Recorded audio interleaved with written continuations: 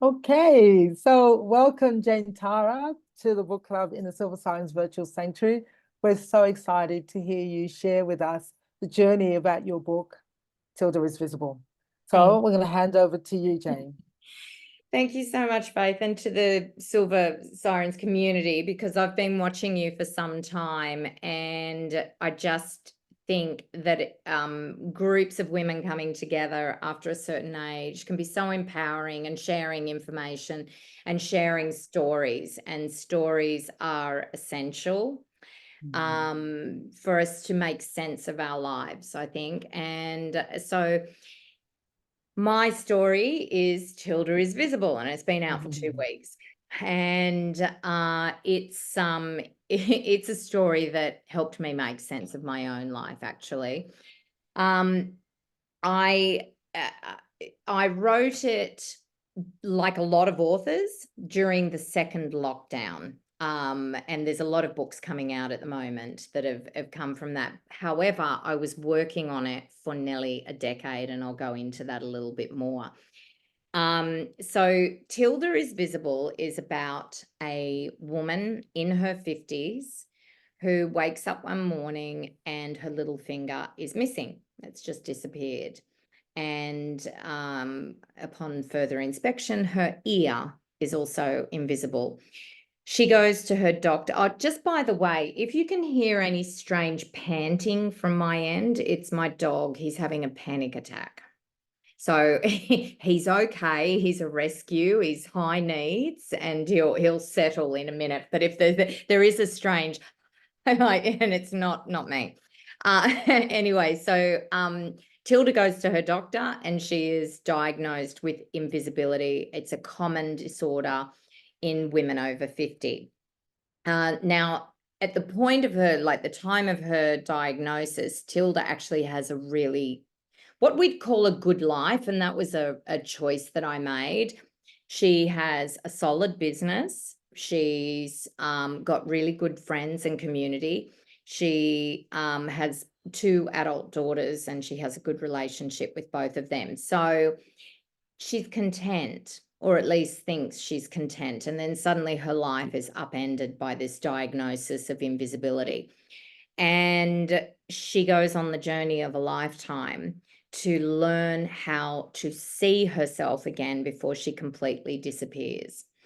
And along the way, she meets a love interest, Patrick, who is blind, but sees her more clearly than anyone has ever seen her before. It is comedic women's fiction, and I have merged self-help into the fiction, and that's sort of something that hasn't really been done within this genre before. So it's getting a lot of attention at the moment, and resonating with people, because part of Tilda's journey that she goes on is she sees a therapist, she goes to a support group, she learns how to meditate, and this is one of the big keys to her actually rewiring the way that she sees herself, answering some very big questions about how she sees the world, and through that, rediscovering herself and being able to see herself again. So that's kind of we can talk more about the book, and I'm really happy to answer any questions about it. So about me, I've been writing since I was a child, actually, and I grew up near Byron Bay in a place called Ballina, and was a complete bookworm, and surrounded by beach bunnies and sporty people and whatever. And I was a bookworm and a theatre buff, and used to go down and do costumes at the local theatre. But I used to always write, and I used to write stories. But in those days, in a small beach town of 10,000 people in the 80s, no one knew that writer was a career. So they all encouraged me to go and study drama, which I did. I studied acting in Sydney after after I graduated from high school. And then I went overseas, and I lived overseas for about 13 years, and mainly in Japan. I lived in New York twice, Vienna, London, a whole bunch of places, but Japan is like my other home. I ended up marrying into a Japanese family, and my children are part Japanese, and I love returning there a lot. So, you know, that's sort of my background. But along the way, while I was traveling, I started playwriting. I started freelance writing. I was writing articles for magazines and things, sometimes not very successfully. But I was living in London, and my grandmother died, and I was grief-stricken. We were very close. And I did what I've always done my entire life, and I poured out my feelings into an article about the importance of grandparents and how grandparents can really shape us. And in those days in London, it was put it in a manila envelope and send it off to a magazine and probably never hear anything again. But I did that. I sent it off to a magazine called New Woman magazine, and about a week later, the editor called me, landline in those days. The editor called me and she said, "I've just read your article. I would love to publish it." And I was like, "Oh, yes, wow, that's fantastic." I was very excited about that. And then she said, "And you'll get paid $250. I didn't even think about money. It wasn't even important. Just being published was, was key. So I got paid for my work, which was quite exceptional. And I went and got the magazine off the magazine stand when it came out, and I was, that was that. And I also felt like I'd honored my grandmother in some way. But a couple of weeks later, the editor called me and she said, "We've had the most incredible response to your article. People from all over the UK have sent in letters to you and written about their grandparents and the importance of their grandparents and shared stories." And she said, "So what's your address? I'm going to send it to you." So I received, it was probably about, I don't know, 30 letters that came from all over the UK. I still have them in a folder here, and I read them every couple of years, and they're precious to me because these are people who didn't know, never met, but were sharing how my article had actually deeply impacted them. And it was in that moment that I realized that if you dig into yourself and share your pain, share, your story with other people, then it can resonate and it can really help them as well. It can help make sense of their own story and their own pain. So that was the first time that I really experienced something like that. So fast forward to I'm 45, and I've had a few novels published. I've published like 100 children's books. A divorce sort of sidelined me for quite a while, and I was writing for rent. So I was writing children's textbooks to feed my kids, basically, and very fortunate to be doing that. But certainly not writing the story that I wanted to write. And I found myself in another relationship that was quite toxic, and found myself completely disappearing. And this was in my mid-40s. And I think the mid-40s is a really important time for women. Perimenopause really magnifies everything else that's going on. But not only that, any stuff that you have from your past, any childhood trauma, things that you haven't addressed often come home to roost in your 40s at the very least, and certainly did for me. So I was starting to feel really invisible, and this incredible thing happened, which at the time was quite traumatic, but in retrospect was a gift. So I was misdiagnosed, I'll say here, but I was diagnosed with a degenerative eye condition called retinitis pigmentosa. And I was told that I was going blind. And they set up the Royal Blind Society to come around to my house they were going to help me put furniture in certain places and be able to move, teach me how to move around the house. But they also referred me to the Centre for Eye Health at the University of New South Wales, and that's funded by the Guide Dog Association. And there I was going to have a whole range of sort of tests that were going to tell me how much degeneration had already happened to my sight and how much sight I probably had left. But they couldn't get me into that appointment for nearly 2 months. Nearly 3 months. So it was about 2.5 months. I lived with the possibility. I was hoping that it was a misdiagnosis, but they were adamant that it wasn't. But I lived with the possibility of losing my sight. So in the book, when Tilda is diagnosed with invisibility, she spends a few days in bed drinking wine and Googling and dancing. That was literally me at that time. Literally me. I went down the rabbit hole of what's going to happen to me without sight. How am I going to live?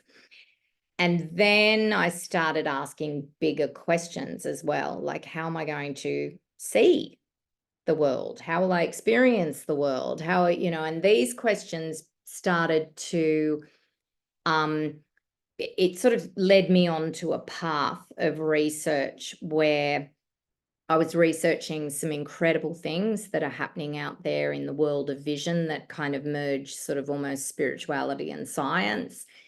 It also got me really questioning how I personally see the world and how I see myself. And one day I was looking in the mirror, which up to that point, I realized afterwards, up to that point had been an exercise in self-loathing for some ridiculous reason. What a waste of time. But I would look in the mirror and I would criticize myself, and I was really criticizing the aging process that was going on and the wrinkles that were coming up and all of that. And on this particular day in this 2.5 month period, I looked in the mirror and it was just like the world just shifted. I had a complete shift in perception in the way that I saw myself. It was a real experience. And I thought, oh my God, if I lose my sight, I'm going to lose the greatest gift, to actually see myself age. And if I wanted to see myself age, why would I erase it? Why would I criticize it? Why would I be so hard on myself? Anyway, a couple of weeks later, I had the appointment and was given the misdiagnosis and the all clear for my sight. But I'd had this experience that it never really changed for me. When I looked in the mirror after that, I realized what a gift it is to actually see ourselves age and to embrace that. And also to learn the lessons. Why? Why are we here? Being an older woman, there's so much power in that. And I was determined to kind of change my life in the course of my life and how I saw myself from that point. I'd always been on a spiritual journey. Joey, he's making really snorty noises. I've always been on a spiritual journey. I'd explored different types of meditation over the years, but around 9 years ago, I was introduced to my current path that I'm on, and I committed to it. And it involves neuroplasticity as well as meditation. And I started to really, like Tilda, address my past and my trauma and my childhood trauma and the relationships I'd had as an adult. And I continue to do that to this day through meditation. But the outcome of that process was that I started to see myself very, very differently because I addressed my internal programs. And I think that our internal programs, what's happening in here is how the world presents to us. The world is reflected from those programs. So if we're going to be critical and, oh, you're fat and you're old and you're this and you're lazy and you're not good and, you know, and fearful. My inner program is particularly fearful. It likes to, don't do this, or don't do that, don't step outside your comfort zone, you know. So I started to rewire a lot of the programs that I just had running on a loop for years. In the novel, I call this program Pearl, and it's an acronym for Program Everything Always Repeat Loop. And to me, Pearl is a little old blue rinse negative Nelly who's gonna, you know, go. And I'm just now like, sit down, Pearl. You know, I appreciate what you're trying to do. I appreciate you trying to keep me safe, but come with me. We're going on an adventure. And I found in the last few years that because I've reprogrammed my own personal Pearl, just out of the blue, she'll say, oh, you look great today, or good on you. That was amazing. I'm proud of you. And that's me. That's me telling myself that. And this is the sort of thing that we tell our best friends. This is the way we talk to our girlfriends. You know, it's the way we should be talking to ourselves as well and having a relationship with ourselves like that. So all of this was weaved into Tilda's journey. I had been writing her, I'd been living her for a decade. I'd been writing her for a few years on and off, coming back to her at different times. But then I sat down in the second lockdown and really got that first draft out, and I walked out of the second lockdown with my first draft. And you know, I sort of see writing Tilda as like a loop. It's a spiral of deeper truths, I say, because I got to a point of writing a character who was quite separate from me. And I thought, for this to really resonate with other women, I need to like really just take, you know, be courageous and put myself into it more. And I started to do that. And I started to go in these deeper loops of Tilda and found myself healing parts of myself that had been waiting to be healed as well. So, you know, to say that it's an important book to me is a massive understatement. But at this point, I now feel like I've sort of set it loose into the wild, out into the world, and I'm feeling a little separate from it, which is great, and working on something else. But all of these incredible things are happening with the book because I think people are reading it, women are reading it, and they're Tilda's story isn't that unusual. My story isn't unusual. I haven't done anything particularly special. It's the story of most women when they get to a certain age. We've all experienced trauma. We've all survived. We've all, you know, particularly people who would pick up this book looking at a way to overcome things, I guess. And we've all had relationships that haven't worked out and lost people along the way and all of those sorts of things. And that's all weaved into the book. And so people are reading it and resonating with it and going, oh yeah, I can relate to that. And that is amazing to hear back from women when they say that to me. So yes, I'm trying to think what else. Did I talk? I also work at at Better Reading, which is Australia's largest book review community, and that's my day job. And so I'm surrounded by authors and stories and books. And what I'm finding this year, which is very exciting, is that my book is one of many books being published that is not only written by older authors, but it has the story of an older protagonist in it. So I did an interview just recently where someone, she was quite young, but she was saying, I felt like I should be on a walker after talking to her. I think she thought I was really old. But she sort of said to me, you know, do you think older authors are just being published now? And I said, well, I think older authors have always been published, but we've been writing the stories of younger women.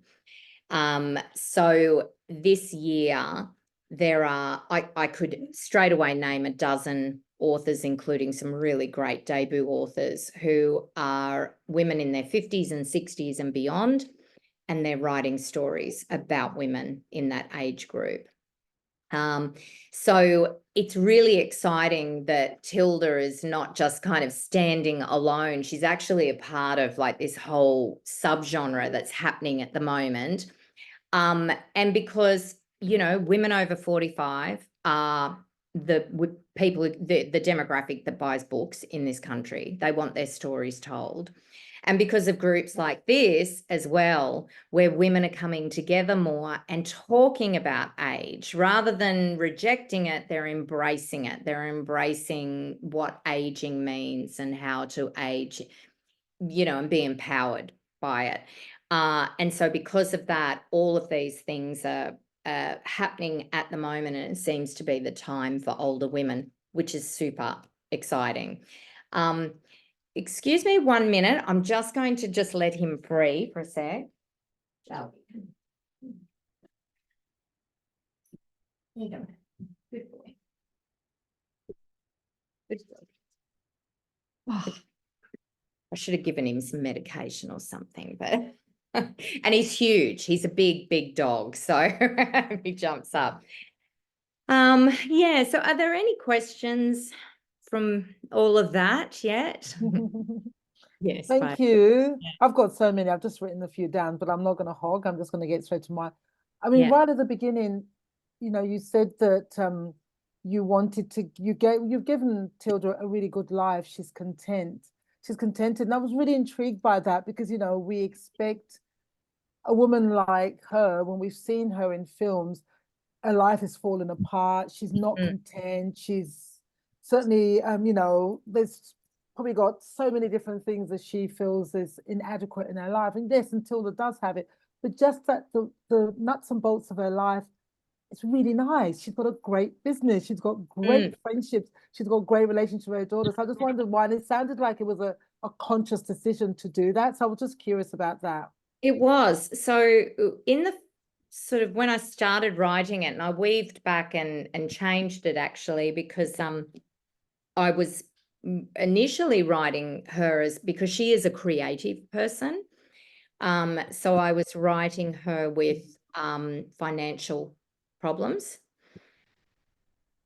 I changed it for two reasons. One, for Tilda's journey, I wanted it to be that that this type of trauma and unexpected event can hit you at any time, and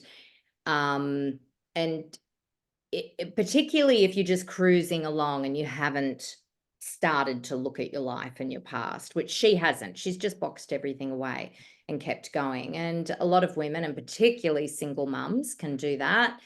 So I made the choice for that. But then on a more kind of metaphysical level, I find it's really interesting that when I write, I actually find that I end up manifesting stuff that I write about. And so I could never write thrillers or horror because, you know, stuff just comes into my life that I'm actually writing about. So I thought, no, Tilda, more and more of me is going into Tilda, you know, she's not going to have money issues. You know, I'm going to make that a really clear choice in my life and in hers, because I wanted this book to be, you know, my breakout book, which it is. But also, so I made that choice. But there are other things in this book that girlfriends of mine who've read it and know what happened to me after the book was finished, not published, but finished, have gone, oh my God, are you kidding? Like, are you know, I walked out of the second lockdown and I said to myself, I'd been single for 7 years, and I said, I am going to have a first draft of my novel and I'm going to go on a dating app, right? You know, now there's jokes in the novel about Patrick, the love interest, being a pilot. Of course, he's not a pilot because he's blind, but he does hang glide with his brother, and they talk about that. And Tilda makes a joke about, you know, she'd prefer to be on an A380 than, you know, that's safe, not a hang glider, you know. And Patrick lives on the northern beaches and blah, blah, blah. So about 2 weeks after I finished the novel, I met a pilot who lives on the northern beaches, and we've been together for 2.5 years. Right. Wow. So this is why I'm really careful about the choices that I make, because I feel like it is not just writing a story that I hope other people are going to resonate with, but also I feel like I'm in co-creation with the universe constantly with my own life when I'm writing. So it's just, you know, no horror, no thrillers for me. Yeah. Amazing. So just a case of figuring out what you want next and then write that into existence. Yeah, that's what I'm thinking about now, actually. Magic. Good for Yeah. you. Amazing. Excellent. Okay, who would like to ask the question? About you, Jodie. Jodie's a journalist, so she's good at asking questions. I'm going to hand over to you, Jodie, unless someone else wants to put their hand up. Because Jodie's finished the book as well. I know Monique's finished the book as well. So either one of you, Jodie, go. I loved the book. I resonated with Tilda on so many levels. I guess my question for me selfishly is Tilda going to have other adventures, or is this a standalone book? I haven't even considered that at this point. I like to think that everything was resolved with her and she has a happy ending. And I like my characters to have happy endings. And Yes. and you know, for readers to close the book and feel uplifted by something. So for her to have another adventure would mean that things didn't work out at this point for her, and I like to think that it did. However, you know, I did think maybe one of her friends could be in a book or something, but I'm currently working. I've got the next 3 stories already in my head, and I'm currently working on a. It's quite different. It doesn't have the magical realism in it. It's a multi-generational story about you know, a family, like women, and it is once again putting in the self-help into it. It's about the stories that we tell ourselves, because, you know, humans, we just tell ourselves so many stories, and some of them aren't even real, and and they change over time, and we're so attached to them. So that's my next book, and then we'll see. But I love another Tilda story. That's great. Who was your favorite character in it, Jodie? I loved them all. Her friend, who was her business partner, Leith. Yeah. Leith. Yes, I wanted her to be my best friend. She is my best friend. Yeah. Really? And everyone who reads that knows that's my best friend, Olivia. So they're like, oh yeah, that's Liv. Yeah. Yeah. No, it was just an amazing book. As I said, I just loved the way you turned fiction. It was fiction and it was funny, but at the same time, it taught me so much. I appreciate hearing that, because I have written it in a way that, you know, I just primarily wanted to entertain women, but if they come out of it and they've learned something about observing their own thoughts, being kinder to themselves, those sorts of things, and the feedback I'm getting, there's a lot of women who are resonating with that. So yeah, that's the purpose of it all. That's great. Beautiful. How about Monique? Yeah, Monique's read the book. Why don't we go to you?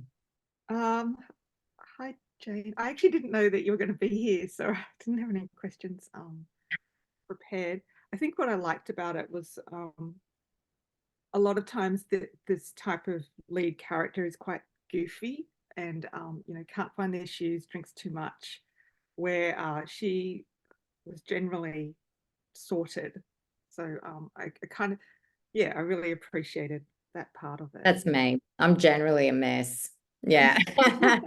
But one that's doing the work, see? And yeah, it was quite, I did all that work. I did a neuroplasticity as well. Actually, it was a bit weird because I did neuroplasticity on an illness that I had, which completely changed my life. And I'm also a photographer, and I don't make money. I also do inspirational quotes with over 200,000 followers on social. So I'm like, oh, this is Wow. yeah. I channeled your life, not mine. I know. And what was the neuroplasticity like style, or are you comfortable saying what that was that you, Yeah, so it's a course called the Lightning Process. It's been around before the books on neuroplasticity came out. So I it's think kind of doing a process that whenever you get into what they call a pit, and a pit, is a place that's not a great place, whatever that may be, you do a process which just stops it, and it involves physical activity as well to just completely change the neural pathway and start off another neural pathway using your inner coach. Yeah, and what's been really interesting for me is that I did all this work, but I'm kind of been going through a very difficult health patch, like 5 years later or something like that. And it's so weird that when you go back into trauma, the old stuff comes back. Yes. Yeah. Yeah. And so reading this book has been very useful for me because I needed to be made aware. I've done an override of so much of my kind of newer trauma, I guess, and newer issues and patterns and everything. But there's one program that comes up all the time for me, all the time. If I'm tired, if I'm stressed, and it's deep childhood stuff. And it doesn't matter how much work I do, but I'm observing it now. I'm like, oh, here we go again. Yeah, but the stress, and there it's going around in my head. I use the work of Dr. Joe Dispenza. That's my main go-to, along with some others, but his work has been a game changer for me. But I first sort of became really genuinely interested in neuroplasticity when my younger son was 13 at the time. He's 20 now. And he was struggling so badly at school with dyslexia that they called me in on numerous occasions and said, we're really worried about his mental health. And it was like he was slipping away a little bit. And I'm a big believer in a circuit breaker. So I took him out of school and we went to Japan, and went just the two of us traveling around Japan. I wanted him to really connect with his roots over there and family over there. And then I put him into the Arrowsmith program, and that is a neuroplasticity program that was designed by a woman called Barbara Arrowsmith. She wrote a best-selling book called The Woman Who Changed Her Brain. Yep. And the program is for kids with learning disabilities. And so my son Rafferty went into that program. I could only afford 9 months of it. That was, that was enough. But he was tested as he started the program, and he was severely dyslexic. And as we ended the program 9 months later, he was mildly dyslexic. And he's at university, and he's amazing. And he could feel the changes in his brain. He was able to communicate, whereas before he was just he didn't talk much, and he was a bit volcanic when he really, had had enough. And But the rewiring of his brain using all of these exercises, it was such a game changer for him and the way that he was able to relate to people, that I was looking at him going, well, if my 13-year-old can change his neural pathways by and he put in a lot of effort, he committed to it, Yeah. but if he can do it, then I think it's time I changed a few things as well. And so once he was sorted, I started my real deep dive into my own brain, and that was shocking. Yeah. But good on you for what you're doing. That's amazing. It is. And I can see how you must have related to parts of Tilda. Mm. Are there Yeah. any other questions? Well, I Yeah. love Joe Dispenza a lot. I Oh, actually saw him a few years ago, a part of Hay House, and I dip in and out of his work, but I really love it. And the way he conveys his message, I just find it very easy to absorb. same. Slams. So I really, Yeah. I really like him a Yeah. lot. I went to Yeah. his retreat here a year ago, actually, and I find it very exciting that they're merging so much science now, because they've been collecting data at advanced retreats around the world for years now, and they've got the science to back up what they're doing. Love that. Yeah. And I do think that's where we're moving, where we're bringing the science and the spirituality together. It's Yes. not separate. We're bringing it together. And I think that's going to be the game changer for us as humanity. So it's good. It's exciting. Yeah, Yeah. I agree. And it's Yeah. exciting. It's an exciting It's time to be exciting. alive. Yeah. Yeah. Great, great. So Anna had her hand up before, but Anna, did you want to ask anything, or do you want to come back in? If not, while you're deciding if you are, because I know you had your hand up, you might have gone off to grab something. But I really liked in the book, and then you talked about it now, here, was that idea about not like if she disappeared completely, she would lose the opportunity to see herself age. I just thought that was so profound. I just loved it, because it's so opposite to what again the messaging that we get, which is you don't want to see yourself age. And for her to say, I don't care what I need to do, but that's something that I don't want to miss. I just thought that was absolutely profound. So yeah, do you want to talk to us about that? Yes. Well, I mean, of course, I had that experience myself, and really it was a complete shift in the way that I was seeing myself. And I mean, that's not to say I don't have days where, I'm critical, but I do everything I can to not take notice of that. I feel incredibly lucky to be here. I've lost people along the way, and as most of us have, at some stage, and certainly once we get to our age. So life is a gift, and aging is a gift, but there's also purpose in it. Like we're meant to really kind of just dig into the lessons of life all along the way. I mean, life isn't just up until, when you hit your 30s and you start getting wrinkles and, well, that's it. It's over. I've got to try and clutch hold of that, It's like actually the real living's at the crone end of it for women. That's the real power of it. And I'm always saying to my girlfriends, embrace the crone. And they're like, no, and I'm like, yeah. But physiologically, biologically, and this is like the whole perimenopause, menopause, and there's a lot of research to show that as we go through this, if we're sitting in it, if we're accepting it, if we're experiencing this, then women become very intuitive during this time as well. So we are stepping into our power as women. It's the wise woman era of our lives. It's not that wise to try and just kind of erase it and grab hold of something that doesn't exist anymore. So, true happiness is always right in the moment. And if in the moment I'm 55, which I was yesterday, and just, you know, and I'm loving my 50s. I really love my 50s, and I'm imagining that I'm going to just continue to love getting older, because I do feel like it's a gift. Mm. And I want to see all the wrinkles.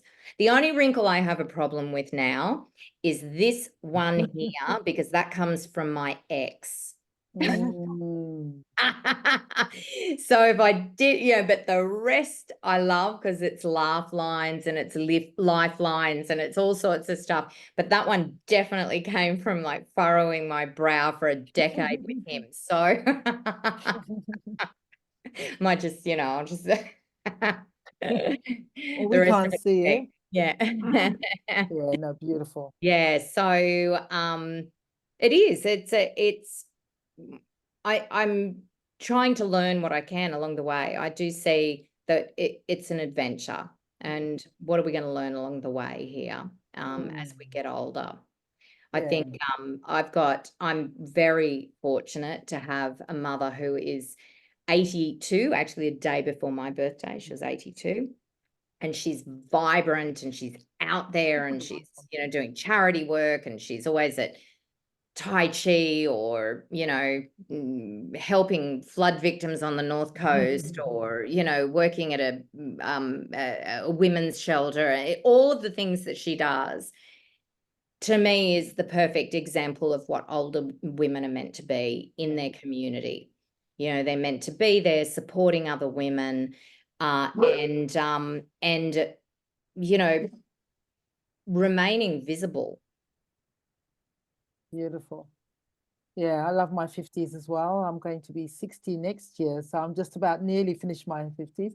But when I get interviewed now, I now describe myself, because I feel like that's what my 60s are going to be about. I now describe myself as an elder in training. And I feel really proud of that, you know, and I think being very present, being very engaged and involved, that's kind of part of preparing myself for an elder. And I think it's really important work, and I want to consciously embrace it, you know, and take it on. It's like I was saying to my partner, I'm going to do a series of Silver Sirens t-shirts, which is elder in training, because I feel I love really, that. yeah. So I'm really I'm looking going forward to take that on myself. Yeah.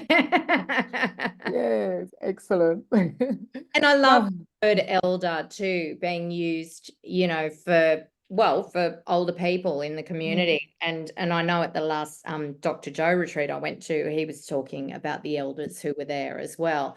But it's so true. Give older people like my mother the opportunity to give back.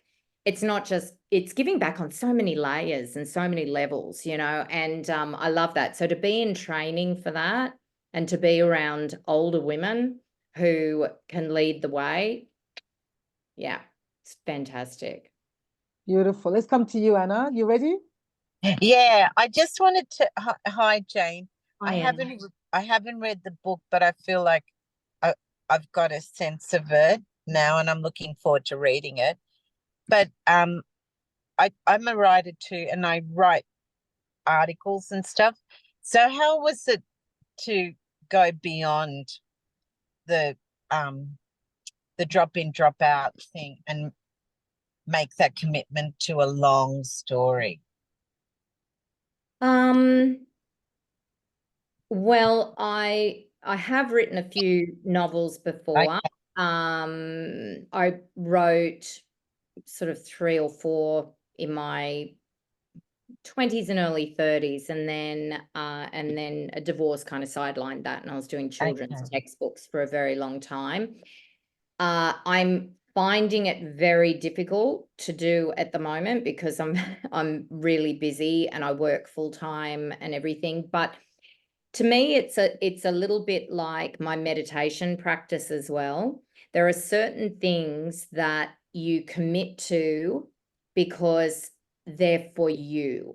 Okay. And quite often we're juggling so many things for other people and for others, that we put those things that are really important to us last. But the only way that we can actually continue to really give to all the other people is if we put those things first.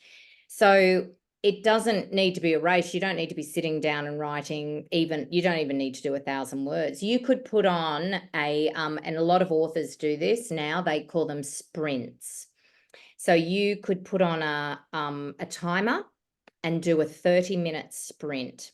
And you could do that even 3-4 times a week. And everything else is off, no interruptions. You've got your timer, it goes on, and you sprint, and you just do as many words as you can. And it might only be one great sentence, but you've done it and you do it consistently. And anything that is done consistently ends up giving a result. Thank you so much. Thanks. Yeah, I really like that idea of sprinting. There's a lot of authors I know who actually sprint with other authors as well. And I do occasionally with someone, but I've been too busy at the moment. But when I go back to it, you know, we'll just text each other and go, are you around for a sprint? And so and it keeps you really focused too, because you don't want to be the writer who's written nothing and just Googled kitten videos. And the other person's written 300 words. So, so really you commit to it. Yeah. Okay. Yeah. Have you been working on a novel? I've done the framework for a novel. Yeah, I've done a children's, like a teenager's book that is, and I'm researching the adult book. Great. So I'm still to birth it yet. Yeah, but research is part of the writing process. Yeah. Sometimes that can take a long time. Yeah, I've been researching my next novel for a year. So, and writing little bits here and there, but yeah, it's all part of it. Yeah. I kind of think of writing when I'm writing sometimes, and I think, oh, you know, I haven't written anything. But to me, it's like a pot and this is how I actually kind of almost physically feel it. It's like a pot that's coming to a boil. And it's all in there, but it just waits, and the lid is on it. But then suddenly that lid, you know, the boil happens, and suddenly the lid starts going like this, and you know it's ready to write. Yeah. Cool. Thank you. Okay. Beautiful. So time for one more question. I wanted to ask something around. I just thought it'd be so great to finish on the whole invisibility thing. Because, you know, when I first got the book, my mind kept saying Tilda is invisible, because that's just what we hear. Yeah. And, you know, when I was interviewed for SBS, they finished by saying, you know, what do you think about invisibility? And for me, and I haven't finished the book, so I'm not sure if that's where you landed, but for me, it's like we're looking for something outside of us to see us. And I think the journey is about coming to see ourselves. And I think by creating groups like Silver Sirens, for me, this is like here's for all of us to see each other and witness each other. Yes. And the idea of invisibility for me, it's an illusion that we have to transform and transgress. So I just wondered what your view was. I love on that. That's how I see it as well. That's Yeah. very true. That rings true to me. I've been asked a lot about invisibility, you know, as I'm doing the press tour and stuff. And you know, I think there are some people who are wanting to talk about the media, the patriarchy, you know, and all of these are, they're valid conversations to have about why women of a certain age would feel invisible. But ultimately, I believe it's a personal thing and it lies with us. I feel more visible now than I've probably felt in my entire life.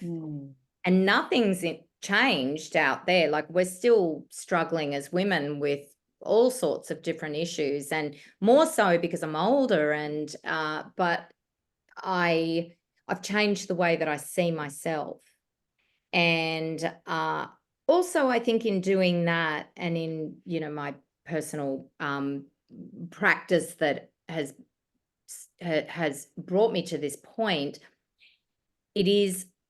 I try to see other people too, and I try and see other women, because other women really interest me. I really like to hear other women's stories. I like to talk to people. I was saying to you earlier, there's so many things that are happening with this book at the moment that just seem so surreal, you know, and big things overseas. And everyone's like, oh, you must be, you know, it must be so exciting. And actually the most exciting thing at the moment is to talk to women like you, because it's this is where change happens for us all, for us to be having these conversations. And oh my God, if I get to do this and just keep doing it, you know, and it's what you're doing for a career, it's like fantastic to be able to have conversations with women. So I think the key is to do the work, and how do we see ourselves? And then the reflection of that in the world kind of shifts, and we begin to see and connect with other people differently. Yeah, I totally agree. It's that thing, it all begins with us, you know, and that's where the power is. And I love what you said earlier on, being in the present moment, you know, being with ourselves how we are now, and really seeing that and not waiting for some elusive thing to happen or to go back to, for us to kind of feel super comfortable and happy in our bodies, you know. So yeah, no, I love it. Beautiful message. But we only Thank have you. the now. And I mean, you know, Buddhism, like it teaches us that, you know, all suffering comes from desire. You know, we're desiring that thing in the future. We're desiring to get rid of that thing. It's like desire, just stay centered in the now. And that's all we have. Yeah, that's beautiful. Anyone want to ask one more question? Oh, okay. Well, what do I get you to do? Do you want to just give us a closing parting word, and then I'll end the recording, okay? Well, I would just like to say thank you for having me here tonight, because this is really, I just love it so much. I could actually like talk for hours with you guys and continue the conversation, but it really means a lot to be given, you know, a women's space. I feel like there should be sort of a tent over us, you know, women's space to chat about these themes and these issues, and of course Tilda. So, you know, just from the heart, I just really thank you so much, all of you, for coming here tonight. Yeah, thank you so much. And I really appreciate your time. You know, I love the book so far. I'm going to finish the book tomorrow on the flight to Perth, so I can't wait. I love what you're putting out into the world. I can't wait to see what else you put out in the world. It's really, really exciting. And I'm really curious to see what happens with Tilda. I want to watch this journey. You know, Meryl Streep at this moment has the book. Who knows where it's going to go? So we're waiting for it. So thank you. And thank you for all the women that were here live. And I know that a lot of you are going to watch this on the replay. So if you've got any questions for myself or for Jane, please send me an email and I'll forward it on. Yes, reach out. Absolutely. Yeah. We thank you. And